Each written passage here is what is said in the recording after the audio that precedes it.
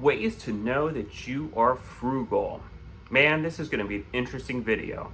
Stay tuned and we'll get into it. Welcome back to the channel. I'm the Frugal Father.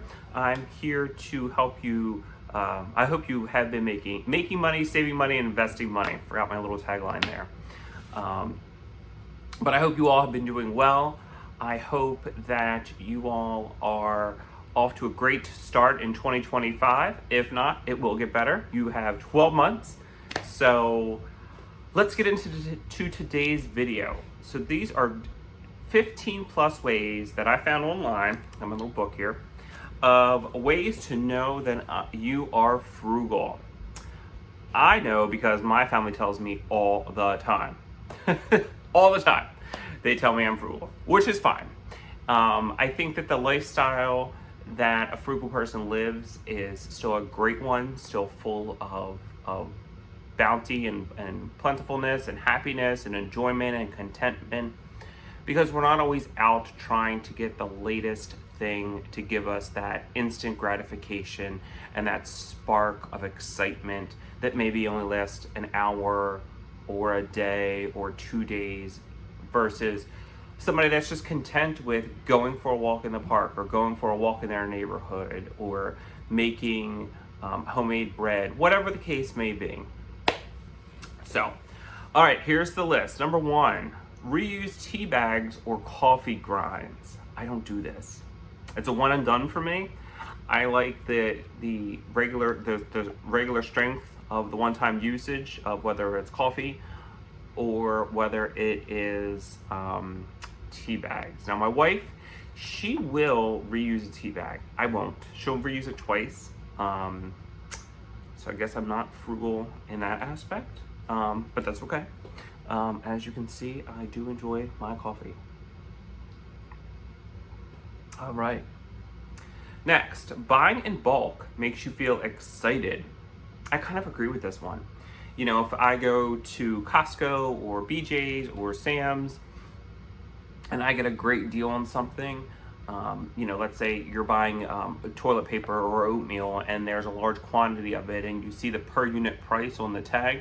If you buy that same quantity at a grocery store, you're gonna probably pay twice as much. So I definitely do get excited when I get a good deal at one of the warehouses, especially if they have a coupon with it.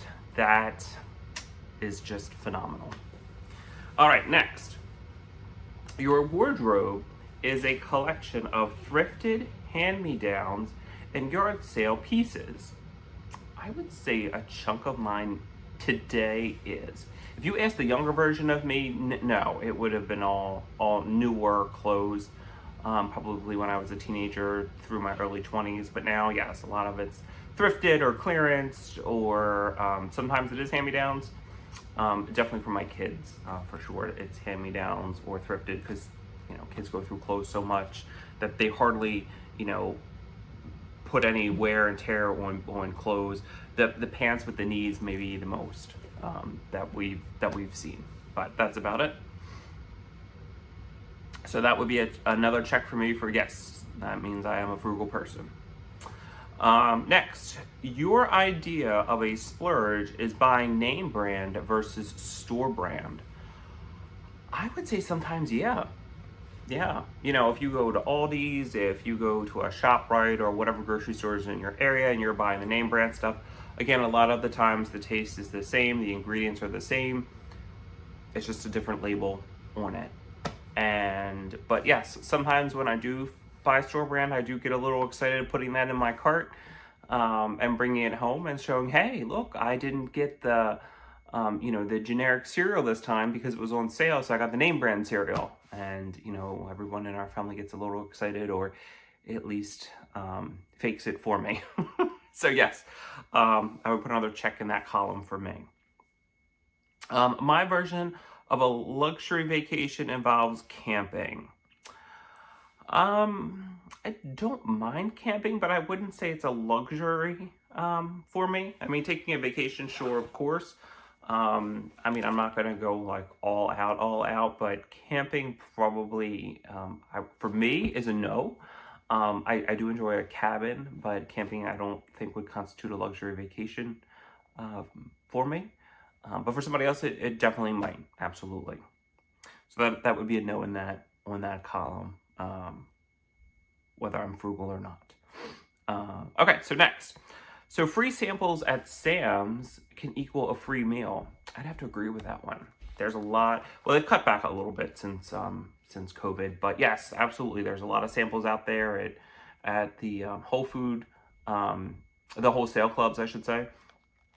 And yes, you can totally fill up, and especially if you get there around lunchtime or around dinner time, you kind of don't have to eat. You get a free meal, which is great. So definitely check that out if you haven't, or maybe change your shopping times so you can get those free samples to give yourself a decent, not a decent, but at least fill you up for a while. Next, you wash Ziploc bags and reuse them. Do it all the time. Done it my whole life. My family's done it.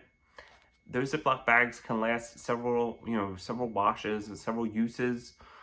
So definitely reuse them. Plus, you're not polluting the landfill. So wash them out. It's not hard.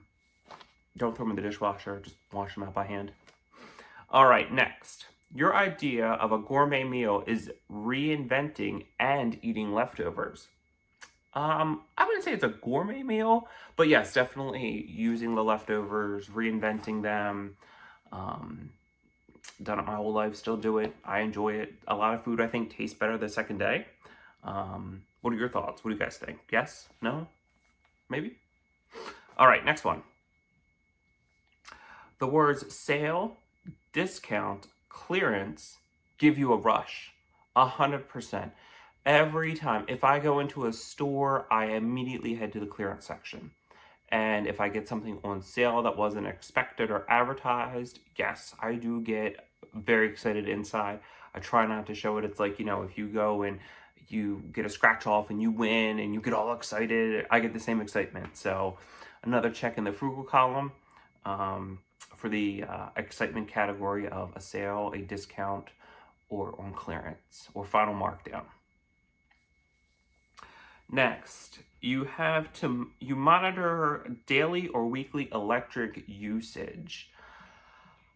I would say I've started doing that a little bit more these days. Our electric company sends me weekly emails about how much electric we've used. So if I know, I can kind of figure out, our electric rates that we pay and how much that we're using. So we may adjust, for the following week to lower it a little bit, just so that we know that our bill's not going to come in, super high. So I definitely recommend going around and unplugging those, things that you aren't using. They take that, what's called phantom electric usage in your home. So unplugging, things you're not using, like your toaster oven or maybe your coffee pot or your electric toothbrush or, just different things like that. So I'm not saying go around and unplug everything, but just try it and see. It does work, I will say. A lot of the game systems, they do suck up a lot of energy, so I definitely do unplug those when I can as well. Get yourself a beverage, take a sip, take a pause.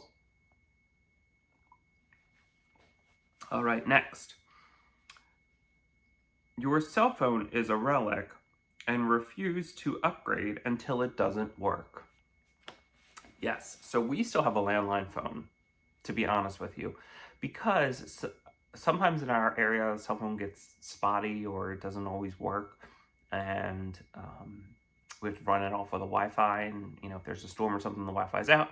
So if you need something in case of an emergency, we still do have an actual house phone and landline here in our house. But yes, I use the phone that I'm recording on right now. I've had for several years, and I don't plan on upgrading it until, I really need to. The battery's dead, something happens, and then I'll still probably end up getting another used one. So, but yes, my parents still actually have a long corded phone in their kitchen. They don't have a rotary phone, but they definitely do have a long corded phone. So if you have one of those phones, drop in the comments and let me know if you still have them and do you still use them. All right, next. You get excited when you find loose change out on the ground. Oh, 100%. My kids, I've trained them to spot the pennies, the dimes, the nickels, the quarters, the whatever on the ground wherever we go. And they get so excited to pick it up. They shove it in their pocket and they come home and we still have piggy banks, and they put them in their piggy banks, which is great. I still get excited when I find loose change because it's free money. I always told them, well, it's a penny you didn't have to earn. You found it and keep it in your pocket. You never know. Next, you brew your own coffee at home and have mix-matched mugs. Yes, so we brew a lot of our coffee and teas at home. We don't really go out too often to coffee shops. If we do, we definitely try to support the local businesses, not the chains as much, even though I do love Dunkin', so I do still support Dunkin'.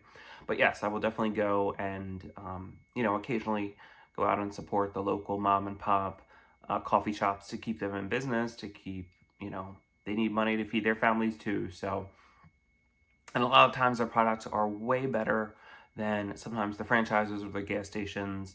And when you go in, it's kind of, you feel a sense of community. Plus, we always run into people too there. So it's a nice community meeting spot for sure. Oh, and mixed match mugs. Here's my prime example. We had a set years ago when we bought dishes, but then over the years, you get like birthday presents with mugs. You get white elephant or Christmas presents with mugs. You pick one up you really like at a yard sale. You just get all these different kinds, and they're great because you can pick a mug based off the day, your mood, whatever you want, the size of it. So I kind of like it. It's something a little bit different. Next, you reuse gift wrap. So I'm gonna say no, I don't reuse gift wrap. I don't say carefully take off the tape and don't wrinkle the paper. We have to reuse it. If you do and that's your thing, totally fine. Again, I am just sharing this list. I'm not saying whether it's right, wrong, good, bad, ugly, none of the above. But we do reuse gift bags for sure because you can get a couple uses out of them because really they're not going to rip unless, you're at a little kid's birthday party and they just rip the bag open. But a lot of times you can find them, at the dollar store. You can find them at yard sales. So, but yes, I definitely do reuse the gift bags, but not the gift wrap. Oh, and tissue paper. We do reuse tissue paper and bows. Next, you buy all your furniture used. I would have to say I'm in the middle with that one. So I definitely don't buy couches used or mattresses. It's just, again, it's not my thing. But like if we need a new coffee table or if we need new lamps or artwork or, a wipeable chair. And last here on the list is you have mastered the art of making your own cleaning supplies. So I would say we do half. We definitely have learned to make some of our things on our own, like window cleaner. We have done like surface cleaners. We have not tried like a pledge replacement, but it's out there. And we have not done our own homemade laundry detergent. We've added, natural additives in like baking soda and stuff like that, but that's about all we've done with the homemade cleaning supplies. Anyway, guys, I hope you guys have found this list interesting. I did turn out to be a frugal person when I went through a lot of these items, which I already knew. It just confirmed it a little more, I guess. Put in the comments below what ways you know that you are frugal. So put something in the comments for me.